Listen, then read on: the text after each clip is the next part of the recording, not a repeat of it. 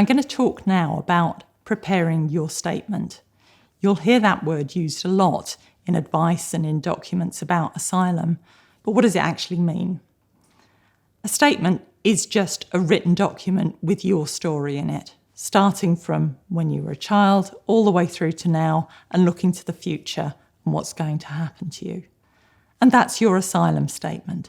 It deals with all of your life, all of your details, and it deals with the fear that you have about being sent back to your own country. Remember, that's what we say when we're claiming asylum. It's really important that it is a written document. You may be giving your statement to the Home Office to explain about your case in more detail. But almost more important than that, it's your way of getting clear in your own mind what's important, what's relevant, what's happened to you, so that you're prepared when you have your asylum interview.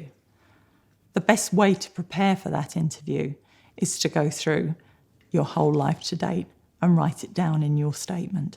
When you write your statement, and hopefully you'll be writing it with the help of your lawyer, you need to be as open as possible. You'll be talking about things that are very difficult, that are very personal, private, maybe things that happened a long time ago, maybe things that you don't want to think about. You don't want to think about what's going to happen if you were to be sent home now. You need to be detailed. You need to explain what happened, how it happened, why it happened, and you need to be explaining at every stage how you felt about things. And all those things are really important because if someone's going to believe you when you tell your story, it has to be your story in detail. Your asylum case is going to be decided by a Home Office official. And in order to take that decision, they're going to have to understand what it means to be you and to live your life and to believe you that you're telling the truth. So it's really important that your statement sets out all that information so that they can understand what it is to live your life in your country. So what format do we use for this? It can be very simple. It has to be written, and you need to start at the beginning. And start with the easy things like who you are, where you were born, who your family is, where you went to school, whether you worked when you were in your own country. The nice, simple biographical details. Those things you get down on paper and it makes it easy because you've then started.